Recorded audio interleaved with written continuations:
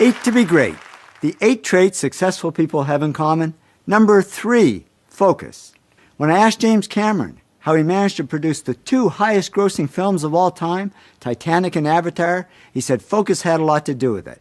He said you've got to be super focused, like a laser, to get anything worthwhile done. He said when I did Avatar, I was focused for 4 years. Now, I'm not saying you never think wide. At the beginning of anything, whether it's your career or a problem you're trying to solve, you got to think wide. You got to take lots of stuff in.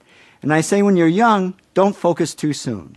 Just know in the back of your mind that success requires a single-minded focus. As Larry Page, co-founder of Google, said to me, you should focus on one important goal, and you need to be pretty single-minded about it. It was a single-minded focus that enabled astrophysicists to build a space telescope the size of a suitcase that only cost $10 million compared to the $2 billion it cost to build the Hubble. And when I asked mission scientist Jamie Matthews about it, he said focus is the key word for our success. We pulled this off on a tight budget and short timeline because we just did one thing exceptionally well. We didn't try and make the Swiss Army knife of telescopes that did a lot of things. Successful companies focus. When Tom Monahan, the founder of Domino's Pizza, was asked the secret of his success, he said a fanatical focus on doing one thing well. Bill Gates would agree. He says if you want to be a great software company, you have to be only a software company. You can't dabble in other things. But many companies and people do dabble, and I was one of them.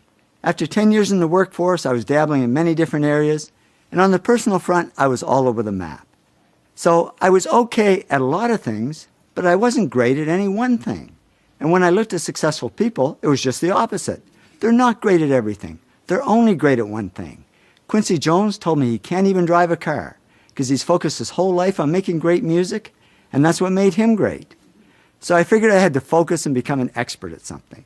So I cut out all the dabbling and focused only on photography. I became a successful advertising photographer, and I even won top awards in both photography and video.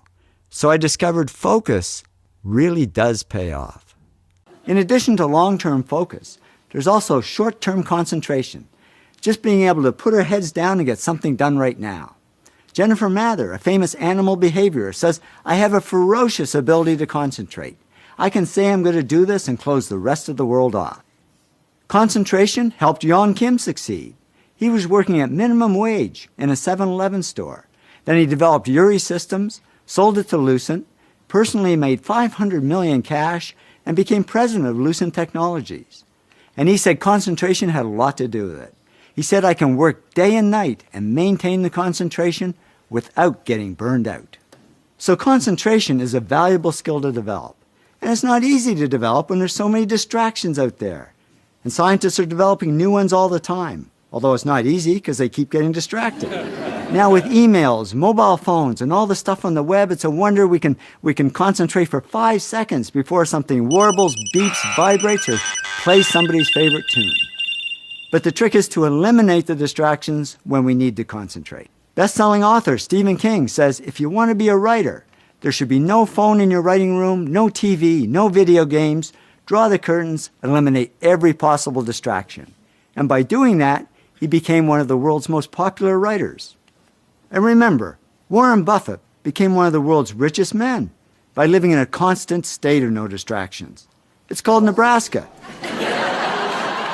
He says, when I worked back in New York, there were more stimuli hitting me all the time. It's much easier to think here. And I wonder if that isn't one of the big reasons why so many successful people I interview actually grew up in small towns, not big cities. Fewer distractions, more ability to focus and concentrate.